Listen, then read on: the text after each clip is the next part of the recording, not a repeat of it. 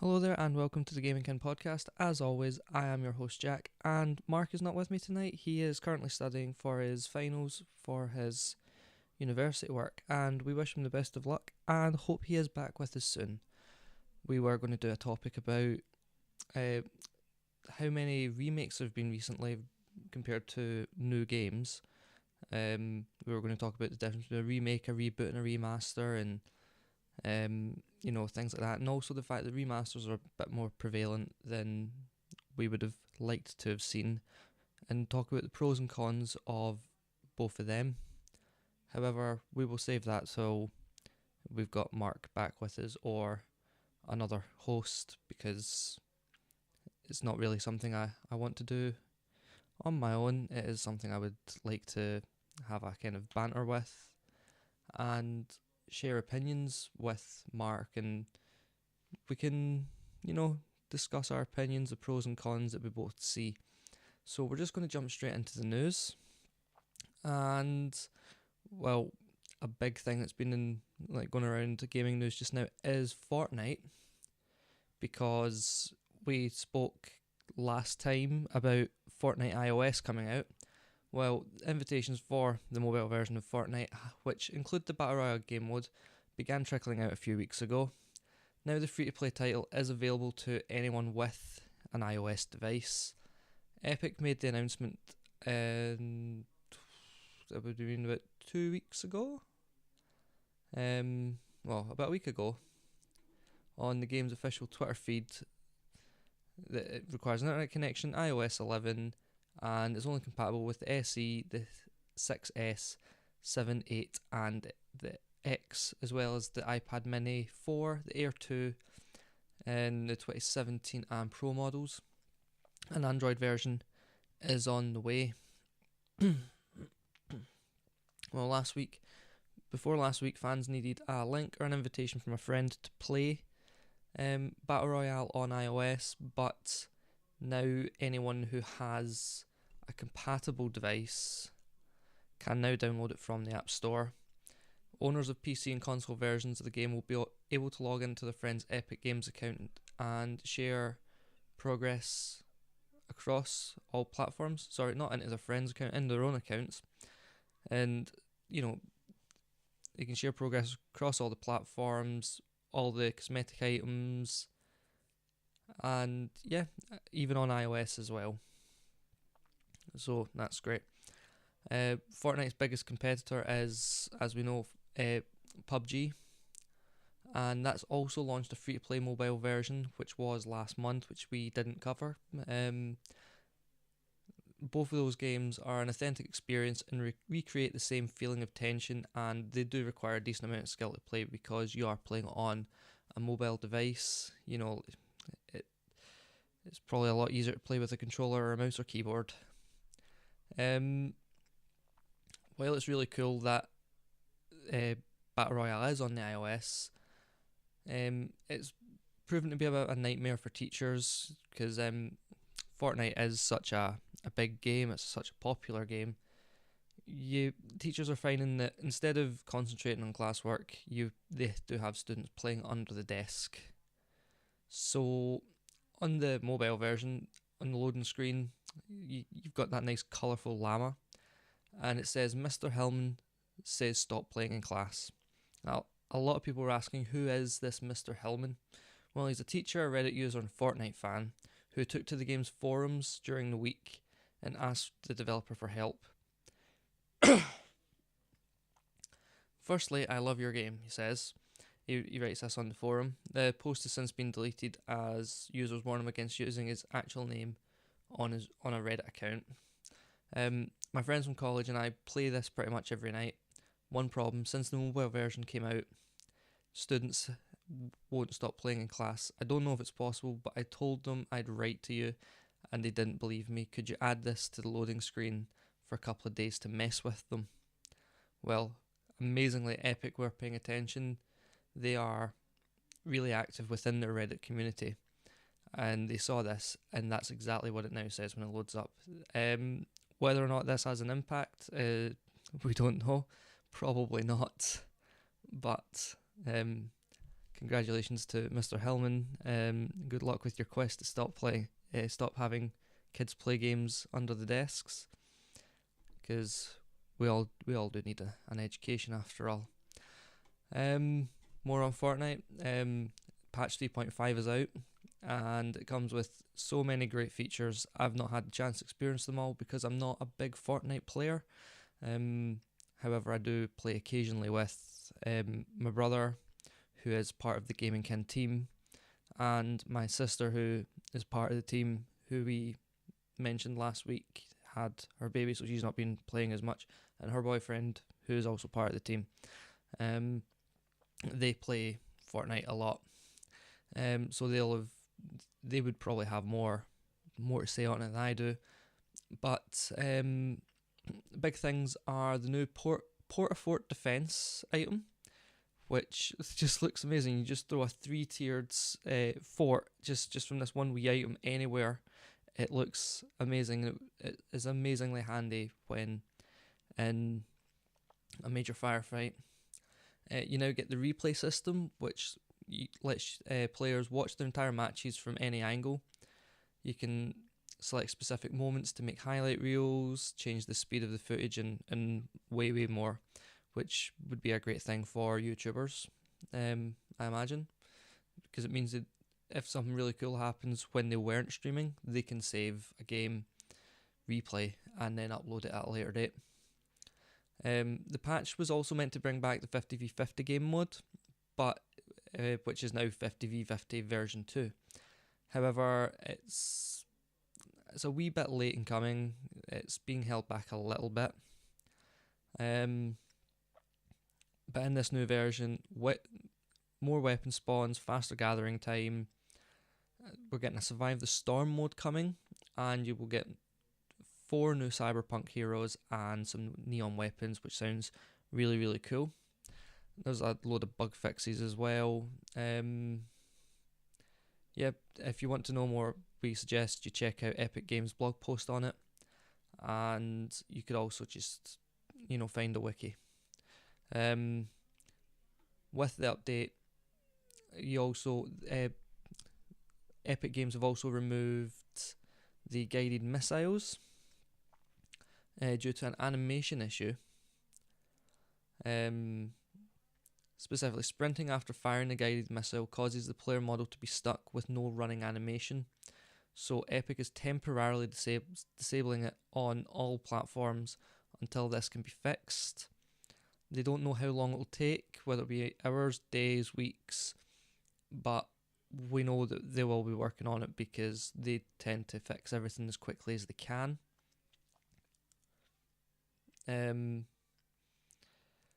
The guided missile is a fun weapon to use because you can, as it's a guided missile, you can remote control it, and other players can, rocket ride, which is really cool.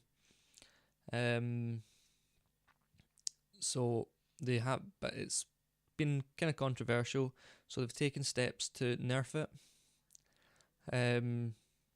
So it isn't so OP. The maximum turn rate has been decreased by 75%. Movement speed has been reduced by 15%. And it's a number of balance changes. It's one of a number of balance changes to go along with the new Port-a-Fort. So yeah, it is being fixed, and it will be coming back. However, the guided missile isn't the only problem.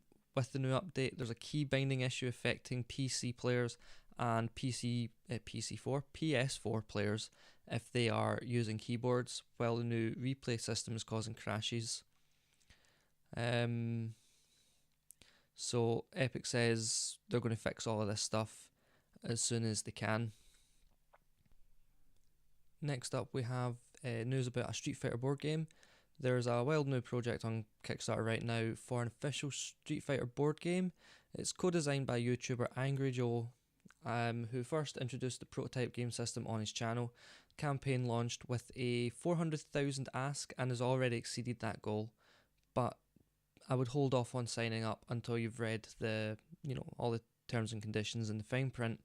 The campaign is for a product called Street Fighter: The Miniatures Game, and as is so common these days for tabletop games on Kickstarter, it is essentially a pre-order for a nearly finished game.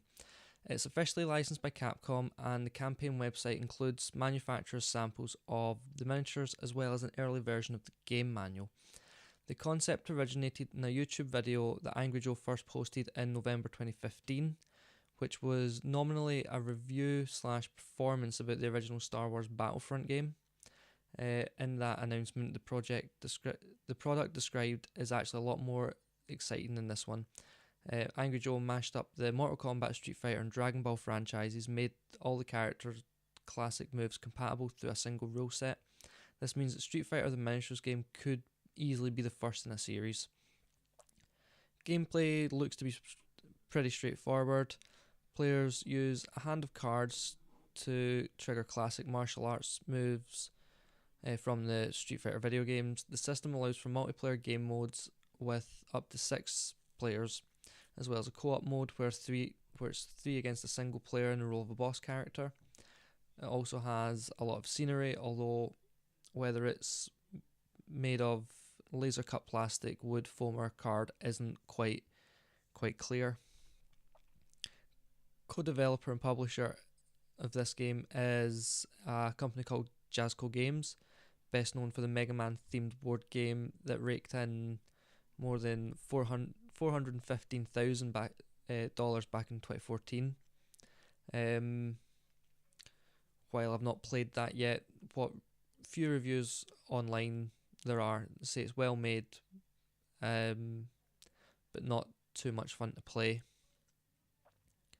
So consider Angry Joe's participation here to be additive and not merely a publicity stunt. He's a guy that knows board games, so interested to see how that turns out when it's finished.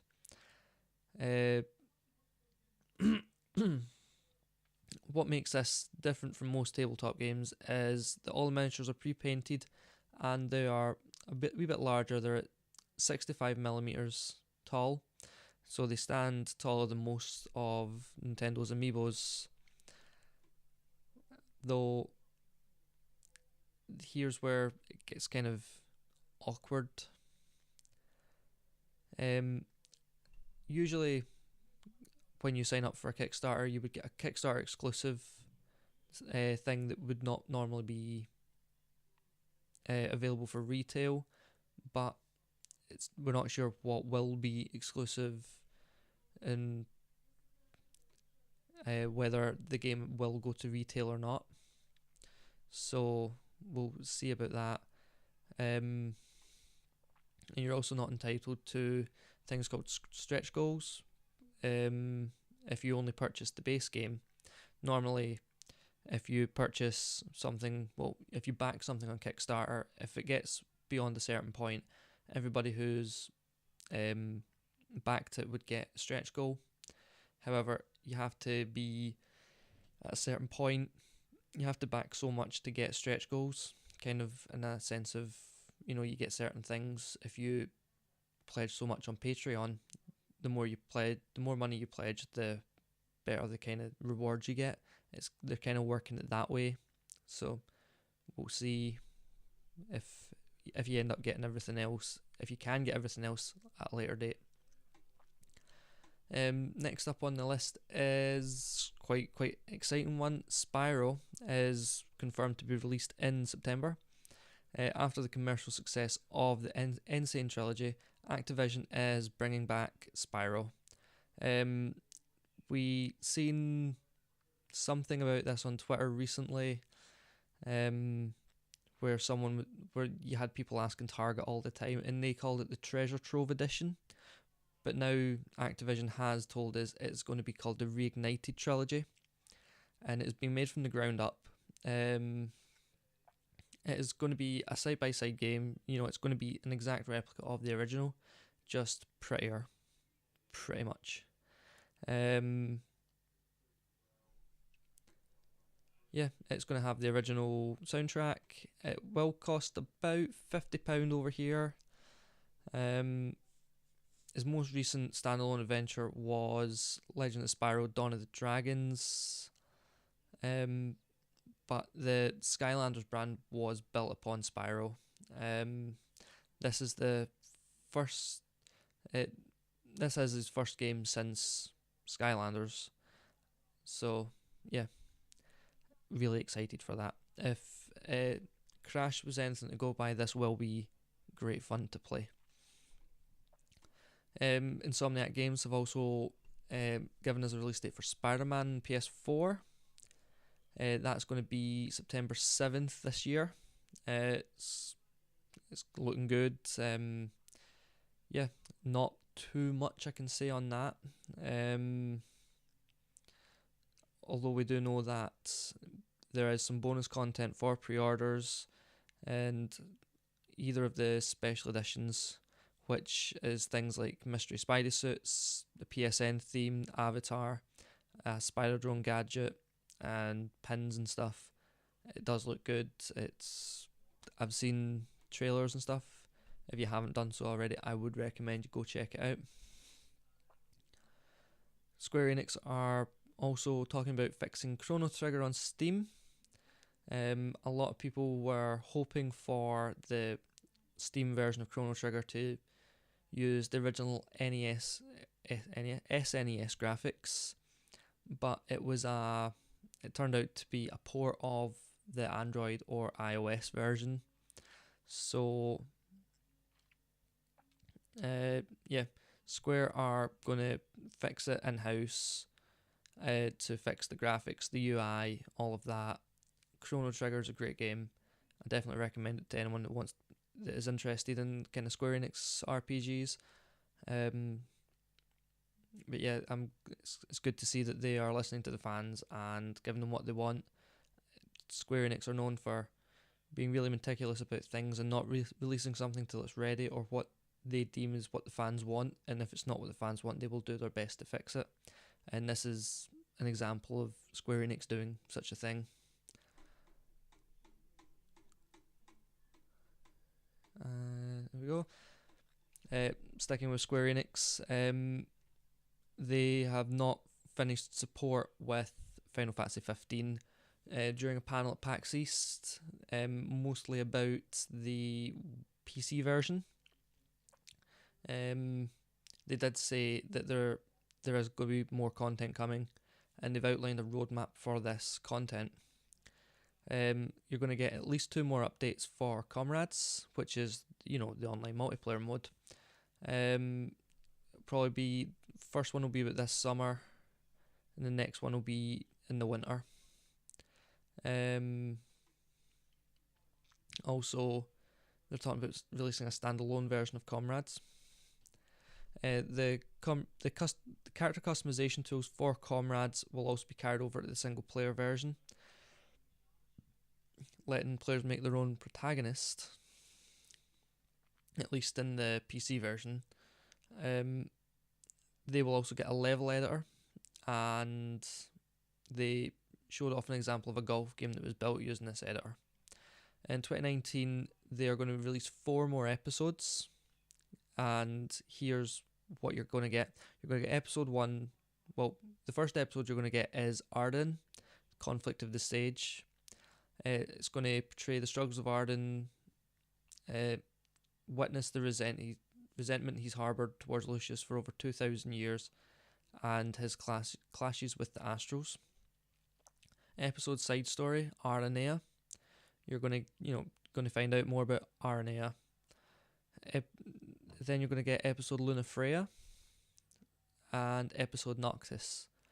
So yeah, you're going to get some more content.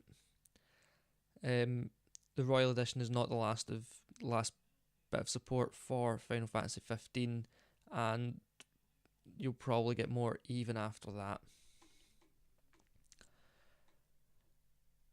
So there's been a lot of speculation recently about next gen consoles.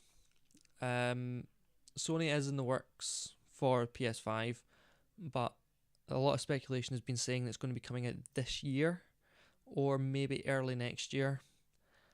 They say they're not. Sony have said they're not going to do that until about 2020. However, there are rumours of dev kits going about, so we could see it coming out this year. I doubt it. Late 2019, early 2020 would be my guess. However, if there is anything coming out, it will be E3 when you will find out. And talking about rumours of the PS5 and dev kits, they're saying that CD Projekt Red is one of the developers that have a dev kit. This comes because CD Projekt Red have said they're developing Cyberpunk 2077 to be ready for the next gen. So while it probably will be out on PS4 and Xbox One, it will probably be at the time where you'll probably kind of Grand Theft Auto thing, where it will also come out on the PS5 and the Xbox 4. Realistically, they'll probably call it the 720 or the 2, but it's a fourth console, so it should realistically be the Xbox 4. So yeah, I'd say late 2019 at the earliest for next gen consoles, but we don't know. But CD Projekt Red are gearing up for the next gen of consoles. We have yet another update for Kingdom Hearts, possibly. Online, it's likely the date is a placeholder. It's not meant to be there for any specific reason. It's just so it's there. But on a Target website, it's saying it's looking to be... I've lost my notes for it.